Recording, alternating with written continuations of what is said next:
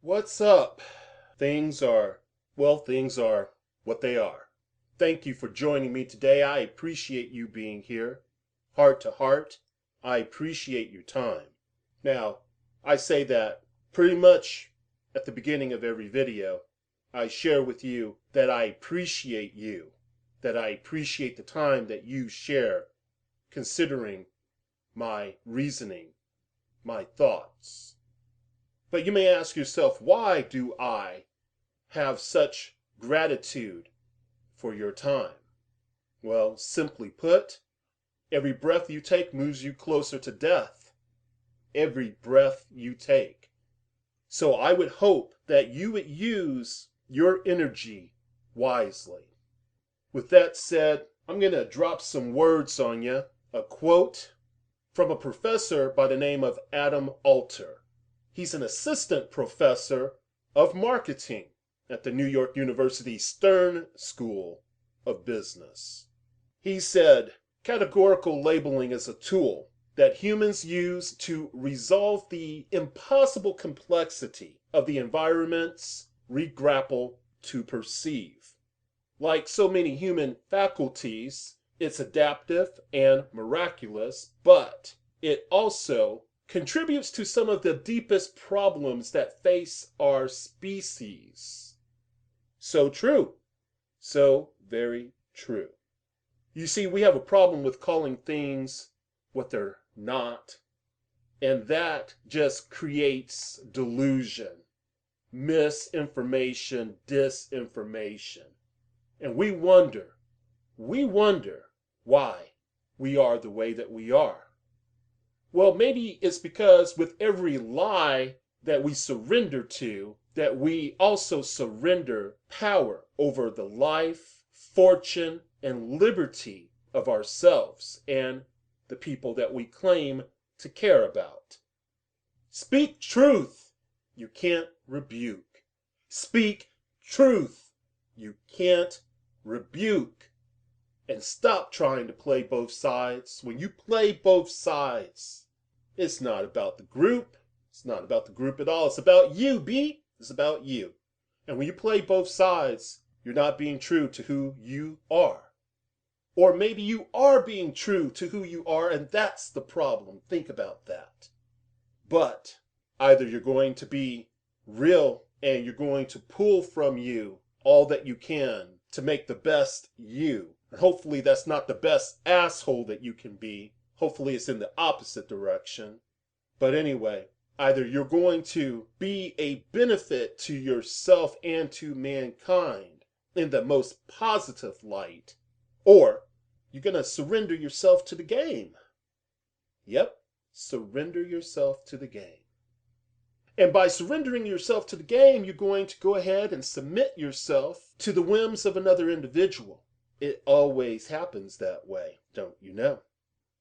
It's called involuntary servitude, mental and emotional servitude that in some cases can take you to physical servitude. Now, I know that's not too deep for you. I know it's not. The world that we live in today. The world that we live in today. Who cares about knowledge if knowledge comes from improper education, improper data, information? For all that does is paints a world of illusion for you to play in. Allows you to be a good volunteer slave with a mindset that will always defend your massa.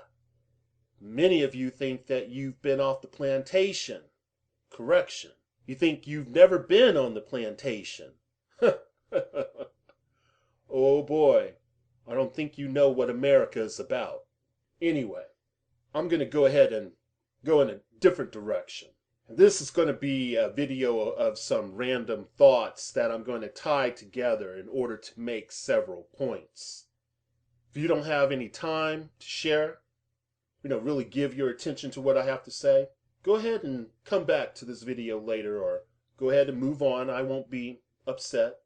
But let's jump on into the deep end of the pool.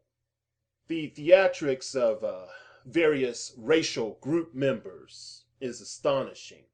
This video will serve partly as a verbal vehicle, one that will provide righteous rebuke.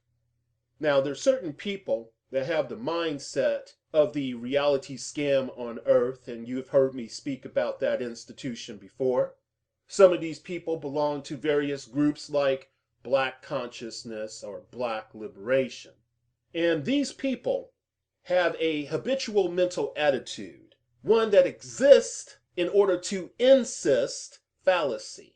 Yeah, it exists so that it can insist that there needs to be a persistence to push the mistaken simplification that things are either good or evil.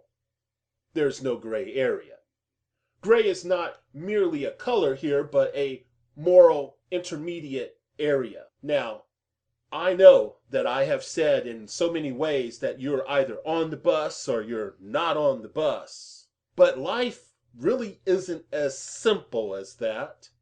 And the gray area is supposedly made up, as far as these people are concerned, by the wicked.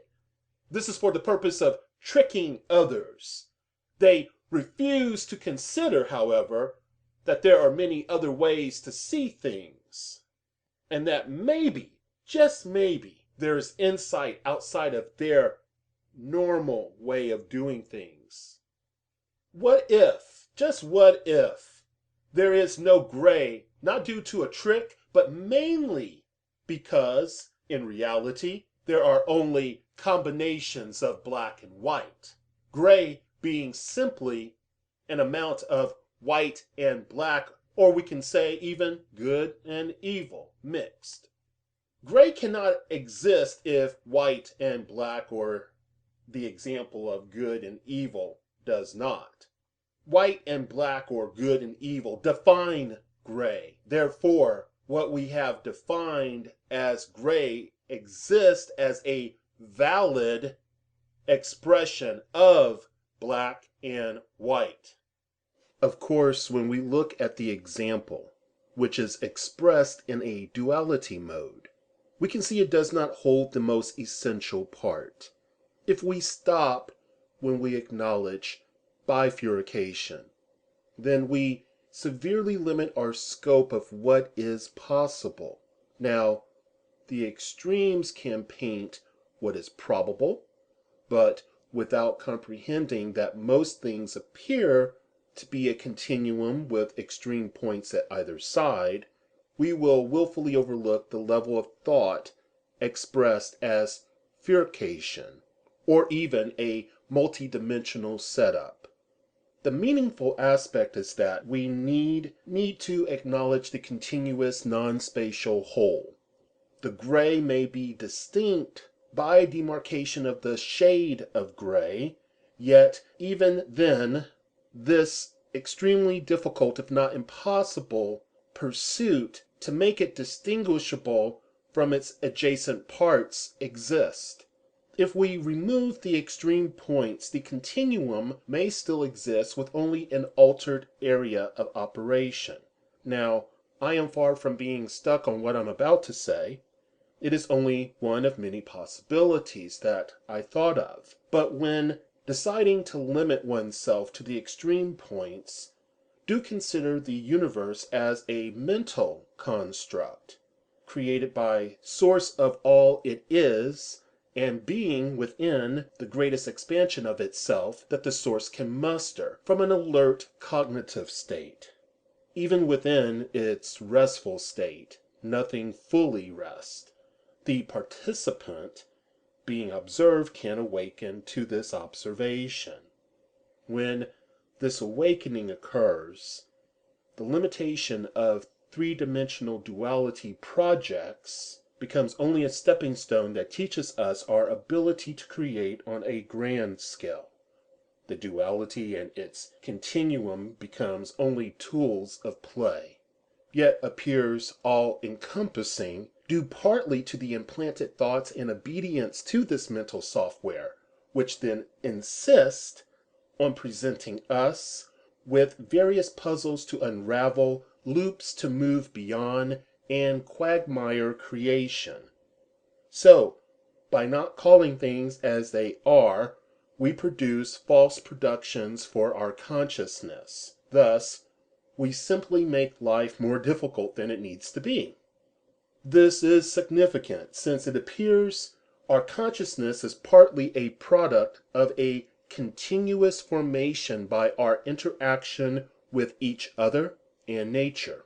So, should we not be truly careful when describing others or our perceptions of their thoughts? And please keep that in mind, because I may say some things that seem rather harsh.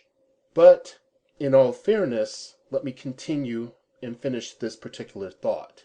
We should be careful, for in many cases it appears we are saying more about ourselves than the object of our focus. And I had to think hard about this because of the remaining that I have to say. And I had to be honest with myself. Am I truly speaking about myself? And I truly feel that I am not, based on what I know. Anyway, the process of describing others or sharing our perceptions or thoughts. The process seems to be legitimizing by construction, a deepening and entrenching of beliefs, not speaking of a state of knowing in this case, becomes an exercise in futility, this playing with beliefs. This is especially true when engaging cultural sensibilities.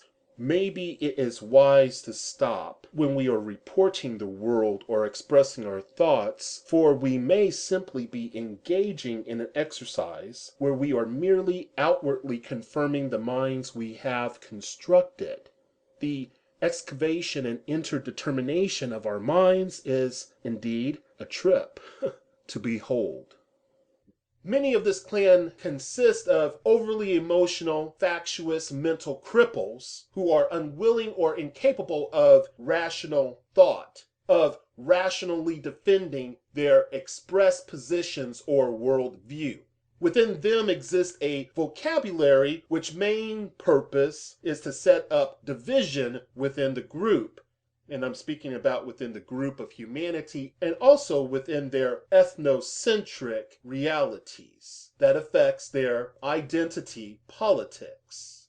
Yet they turn their back on everything else that's going on by chiefly giving majority of their energy to certain roads of travel. Within them exists a vocabulary which main purpose is to set up division, like I said. The dissemination of certain labels like Uncle Tom, Sambo, Handkerchief Head, etc. is a method of control employed by many groups, though their vocabulary may differ. This mislabeling allows constructed verbal mechanisms for policing their borders. Their main function is to fight against border penetration. We are speaking of the ethnocentric border. This is especially important if one challenges the group's definition of itself. Indeed, there are people within groups that do not care for the group they are assigned. They purposefully behave in harmful ways, these people. This cannot be denied.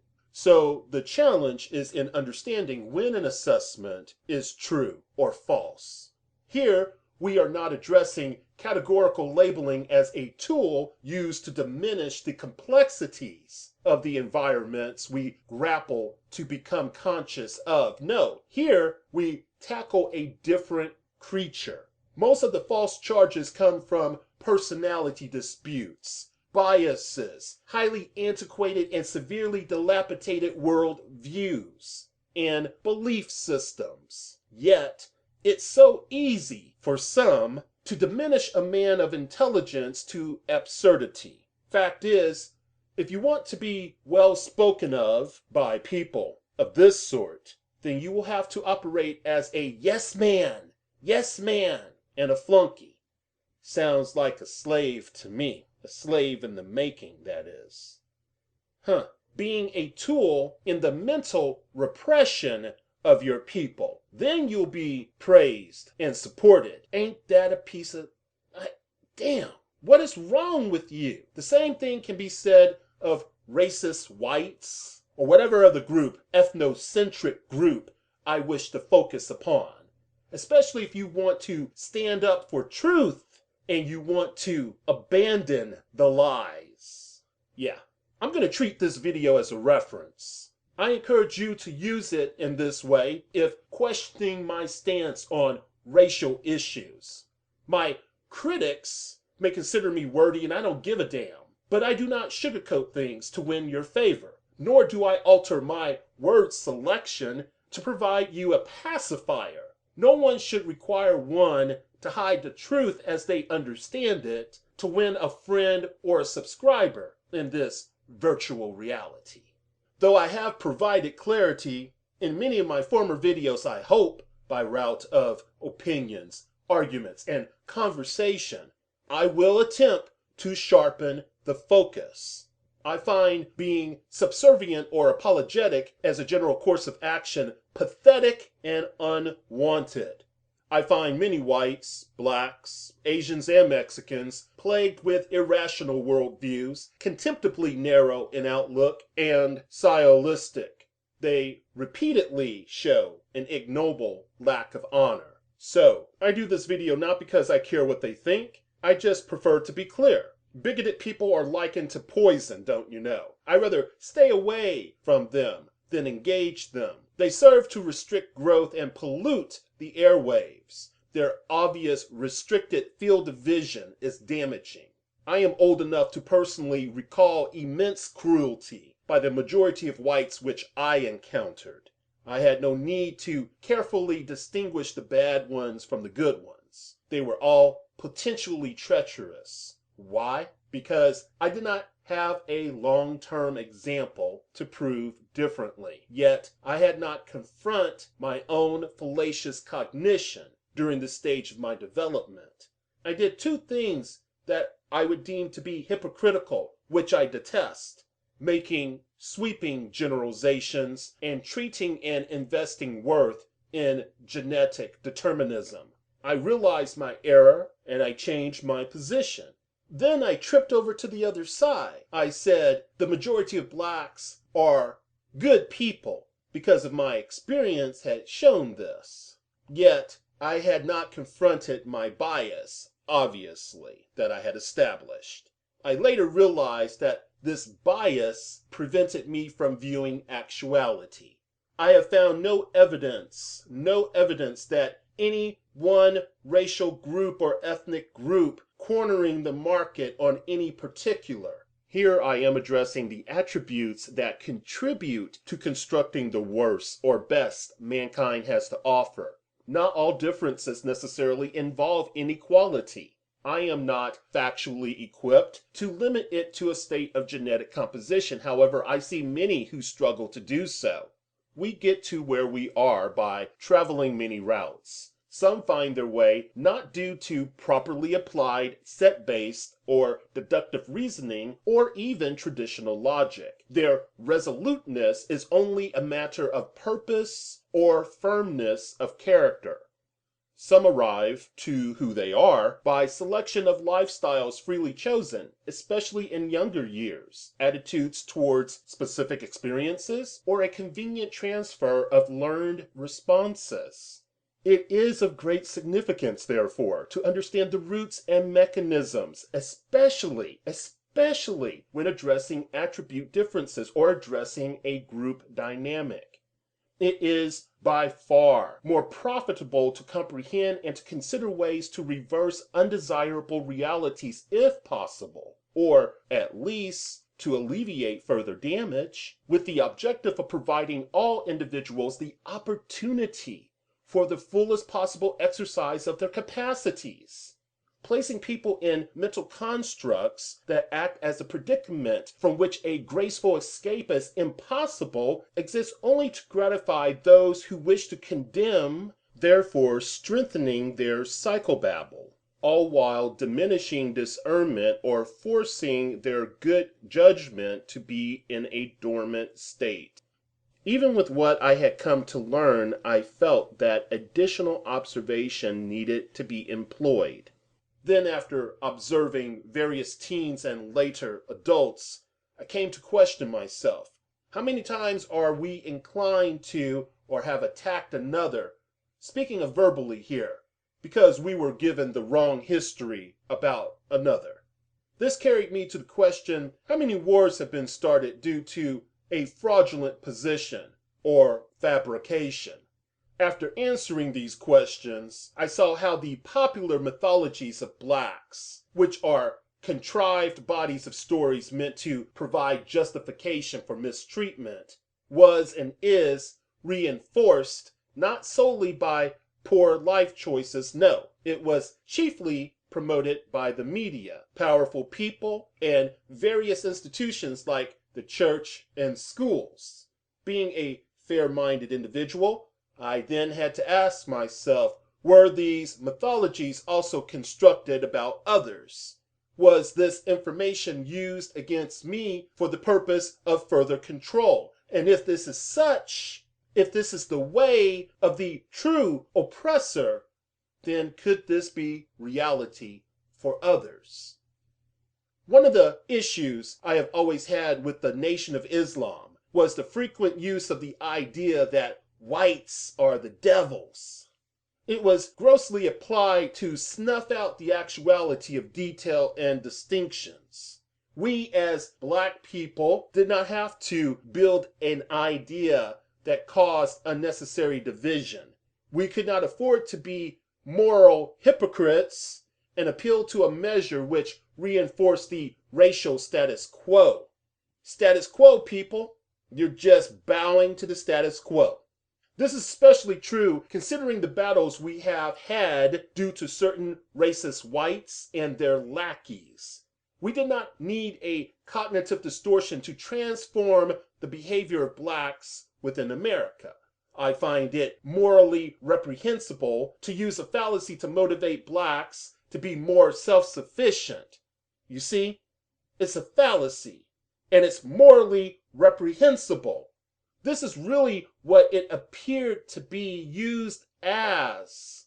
A motivational tool which shaped the mindset of the non-blacks to feed and believe a formulatic conception or image, all for the purpose of justifying separatist movement or establishing unearned moral superiority. Interesting. If you do not want to be integrated, this is okay. I'm cool with that. Some days I don't want to be integrated, but normally it's regarding foolish people. But do not use integration as a scapegoat for failure of our people to gain control over their economies or inability to maintain cohesiveness past several generations. Any black man or woman who had respect for all we went through as a people to get to this point comprehended that they were challenged to protect and advance their survival. But how they did it is important. This was and is especially important in a country that never had any love for us. The action of incorporating ethnic groups into a community should have never been forced. People have to come to this conclusion on their own. However, the American government, in my opinion, was too weak-minded collectively to give people the option. So they fell back on rule of law without even thinking things truly through.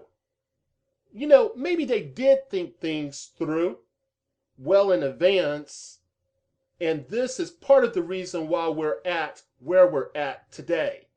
The real option of true equality but separate, or the ability to establish voluntary ethnic integration, never was a reality. However, poor choices and outside influences, not integration, prohibited blacks from making certain advancements, as well as a damaged system that always preferred us to be its footstool. See the complexities involved here? So stop reducing things. It is highly manipulative for certain blacks on this forum we call YouTube to preach about the evils of censorship, yet their tactics, you wish to forget who you are. All done for the purpose of creating a false representation of you, the one who challenges their interpretation of the group's definition of self. Well, there will always be suckers who will not investigate and solely accept what is spoon-fed to them. I am not concerned about them. The rest of us, black or not, need to be mindful of the games people play. Let's make one thing clear. I am for people being able to be self-directing, even if they're assholes, as long as they are not infringing upon the rights of others and they are upholding just, valid laws. Well, then I say let them live in peace. Many of us use the worst reasoning. Being a separatist seems to be okay if you are Asian. We can look at Chinatown as proof of this. It is okay if you are European. We can look at Greektown in Detroit for this. It is okay if you are Mormon. We can look at the state of Utah for this. It is not okay if you are black. You didn't think I was going to go there, huh? But if I'm going to talk about it, I got to talk about it all. I propose it is not okay for blacks because certain people or institutions or systems have always been leery of what could manifest if blacks established even a semblance of unity.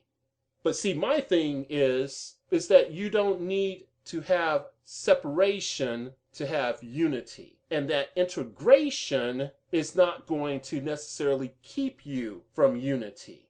But I will admit, it can make things difficult in some ways. Anyway, like integration, being a separatist does not determine a specific outcome or accurately defines the participants. We have non-racists that wish to separate. We have racists that integrate. Got it? Also, let me say something about segregation. In my opinion, segregation wasn't discouraged because of some moral high ground that we came to due to the civil rights movement. No, I propose it was chiefly due to loss of revenue or the potential for loss of revenue on a global scale and the loss of respect on a global scale, which would prohibit others to buy into the American dream. White business owners missed out on monies that was kept within the black businesses. And once some of those business owners became hip to the real deal, they had to make a choice. Either accommodate the bullshit, the toxicity within them, or yield and bow and kiss the boot of the almighty Uncle Sam capitalist. Time blacks and whites are honest about the realities of our history. We have a better chance with our future if we do this. And I don't care what you think is the best route in order to achieve freedom. If you lie to yourself, it will catch up with you. Integration was not white America, by the way, suddenly having a change of heart. Come on now, I know better than that. I knew better than that when I was a child. It was not due to the acceptance of blacks as people even. Hell, I know tons of white people who think that blacks are subhuman. And many of them have degrees, wear suits, make six figures or more. You're not fooling me. And many of them have been able to travel, to see certain things in the world that you would think would discourage them from having this mindset. Most of America appear to be either 1, racist, 2, willing to give lip service to morally reprehensible behavior, but will not lift a finger to change racist practices. 3, filled with people who prostitute their integrity in order to not rock the boat. So please, Do not tell me that there is no method to the madness of social construction. Surely you will not argue that there are those who have a vested interest in the social construction of various values, norms, and beliefs. If this is not so, then why do we have think tanks? Do not most of these institutions exist to promote economic security and political interests? They are in the business of creating, perpetuating, and reinforcing values, norms, and beliefs. After all, these values, norms, and beliefs primarily dictate access to upward mobility, as well as influencing or shaping identity and personality. We must come to comprehend that the mission of the future demands that we are not dependent, that we use our minds in independent ways, and that we find cooperative means in order to construct positive realities. But this will never happen on the shoulders of weak men and women. I learned long ago that people will despise you if you do not reduce reality and people to slogans and sound bites. If you rock the boat, they rather throw you off of it. And I am not afraid of any man or woman who selects or attempts to repress, oppress, or project their crap into my world. If I was to subscribe to mental paralysis, I would have long been dead. I find life to have no value if I have to live in fear. No matter your ethnicity, if you have issue because I see the world different than you, please unsubscribe. I am not your parent. It is not my job to shield you from the world, facts, truth, or my opinion. If I am incorrect, I will accept my superior knowing with a smile on my face as I go to my grave. I will suffer the consequences. Until I know differently, do not think you can shut me up. The most you can do is inconvenience me. There will always be arrogant, self-serving people that have a self-serving desire to discard your thoughts because they think you are not knowledgeable of what ex-slaves lost. Well, there's many different types of slaves. America has proven this to me.